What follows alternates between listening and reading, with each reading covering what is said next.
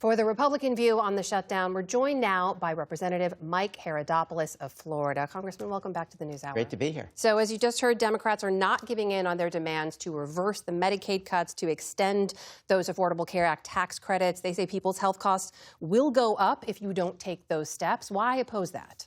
Well, first and foremost, let's recognize where we're at. Their ransom note for this is $1.5 trillion. And if we wouldn't have a negotiation... That's the equivalent of the cuts, right? The Medicaid cuts? When you add up all of their goodies, it's $1.5 trillion. And let's also be clear, any Medicaid cuts that they talk about wouldn't take place till 2027. And a person who's disabled, who's an elderly, who's a child of a low-income parent, let alone a pregnant woman, those are untouched. As you know, we talked about that in July. But that said, let's keep the government open and have these thoughtful negotiations. Democrats did it 13 times during the Biden years. We think a CR is a smart thing. It's a continuation of the deal we cut back in March. And we think keeping the government open is a good idea. It's what Chuck Schumer said his entire career, and I'd like to think they can do it again. So as you mentioned, the Medicaid cuts don't go into effect until 2027, but those subsidies do run out at the end of the year. And Democrats say, look, if the Republicans made these cuts in the first place, why should they trust you that you'll negotiate on them in good faith now if you didn't do that before? Well, I think one is we need to negotiate. I think it's a thoughtful thing to do. But let's keep the government open in the meantime. Let's not penalize people for this negotiation that's going on. But there are problems within that system, I think they'd have to admit. One is if you live in Arizona and you're a family of four and they have an income of $600,000, they get a subsidy. In Vermont, if you make $180,000 as a single person, you get a subsidy. I think those are things we'll negotiate. And I'd also like to say that of those people who are getting these subsidies, 40% of them didn't even use that insurance. So some people are getting signed up for it. They're not getting that quality health care they need to have. That's why we need to have the overhaul, much like we did with Medicaid. People who really need it, the disabled, the elderly, let's help them. Same thing with the subsidies. Truly, people have the financial need, not just another program. I hear you saying you should negotiate, but as Leader Jeffries just said, the White House hasn't reached out. Republican leadership has not reached out to negotiate. They're basically saying Democrats need to drop their demands. Well, I would say this. What's the benefit of closing the government? I can't think of one. Well, Democrats would say they're fighting for health care costs here. They don't want people's costs to go up. Let's also say this. Since Obamacare has been in place, prices have gone up radically. And a lot of folks are hurting who pay for the quote, private insurance. And this would cause them to go up even further. Well, that's why we're going to have the debate. But this is why we're looking at this program. If they just let the status quo hold, which is their position at this point, when people get insurance paid for or subsidized and 40% don't even use it, there's a problem in the system. Or if you're a family making $600,000, you shouldn't be having a subsidy. You should get other taxpayers to help you out. But you have to keep the government open. This is a ransom, and it's not at the expense of politics. It's the expense of people who've earned these benefits, or people who pay taxes are not getting the services they deserve. So let's keep the government open. Yeah. This has always been their position for years. And again, I'm willing to negotiate. The Speaker has said that out loud. The Senate Majority Leader said it out loud, and I take them as honorable people. So Republicans are saying Democrats are causing the shutdown. Democrats are saying Republicans are causing the shutdown. But one thing, we voted to keep the government open in the House. Again, we're there. This is when they're saying and Democrats say if you negotiate with them, they would also agree to the CR. And now it's up to the Senate to vote as well. Well, here's the thing. In this shutdown now, if there are mass layoffs, people's benefits are cut off or they're slowed, if there's mass travel disruptions like there were last time, do you think people are going to blame Democrats or blame the party that controls the House, the Senate, and the White House? Well, I'm not a soothsayer, but I don't know that answer. But I think the right thing to do is to keep the government open. That's my perspective in this.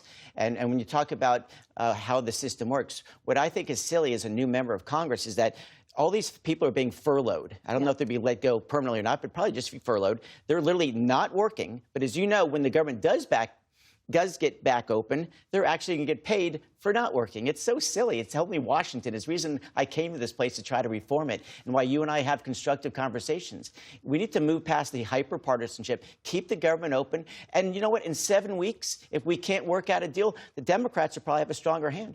Well, you just mentioned people being furloughed. There's obviously the threats we heard from the president about permanent mass federal layoffs. I know you were on a call earlier today with the OMB director, Russ Vought. It's been reported that there could be mass layoffs within 1 to 2 days. Is that what you heard? What should we expect on that? Look, I think the Russ I can only play the hand he's given. Yeah. And when the government is shut down because the Democrats won't get 60 votes in the Senate, he has to work within the dollars he's given, and that's the flexibility we have. Let's take all these threats off the table.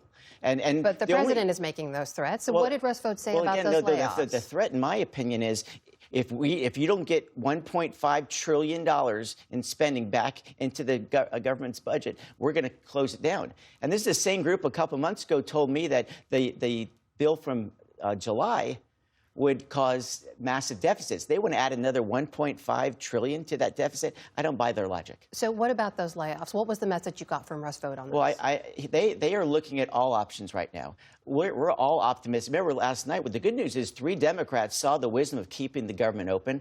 I see that a lot of Democrat senators and Republican senators are talking to say, hey, why don't we just keep the government open for 7 more weeks and have these real discussions? And I've got to think that in 7 weeks, we're going to be in a much better position than we are now, where we're hurting people because they paid for things, they're not getting the services, or they're getting paid to not work. It's just a silly season in Washington. In this shutdown now, will there be layoffs? What did Russ Vought say? I think he's looking at everything across the table, and it's a reason why we should not have a government shutdown. Let's hope there's no layoffs, because these people should not be the victims of politics. We've also seen the president continue to post these racist videos with a sombrero superimposed on Leader Jeffries' head. Why does he keep posting those? What's the message there? I think the president's always doing things to change the debate, and what he has always tried to do is have a little fun in politics. We've seen all kinds of pushback back and forth. Congressman, how is that fun? What's the joke there? Oh, I think what his point is, he's trying to create more interest in politics, and as the president of the United States, and he's getting a little tired of folks saying one thing and doing another.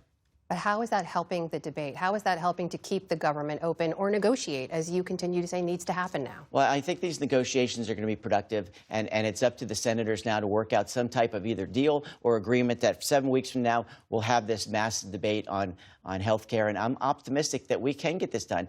I think that a lot of Republicans feel like these tax considerations for health care will be a positive one. We just want to get rid of the waste and fraud. I mean, when 40% of the people don't even use that health care program, clearly insurance companies are getting paid and no one's getting any services. In this shutdown moment now, I hear you saying you want to see negotiation. Leader Jeffries is saying no one from Republican leadership has reached out. Should they negotiate to end the shutdown? Well, I think, as you know, the process works this way, and I used to teach this in my classes at the college level. We passed a bill that will keep the government open under the conditions we put out in March. It's now in the Senate's hands. As you know, we can't even get something back until the Senate acts one way or another. So the Senate's going to come up with some type of proposal and send it back to the House. We have been in good faith always trying to keep the government open. That has been our position from the beginning, and that's why I'm here in Washington right now talking with folks and see what's going on. But when the Democrats say the Republicans are AWOL, you know, this is like Tuesday night football. The vote already happened last week, and let's see what the Senate does. Let's hope that a few more Democrat senators will come on board to keep the government open. That's why I'm here, and I think you asked fair questions, and that should be the center of the debate that is going to be happening from this point forward once we get the government back open. Republican Congressman from Florida, Mike Herodopoulos, thank you for being here. Always great. Thanks for the thoughtful questions.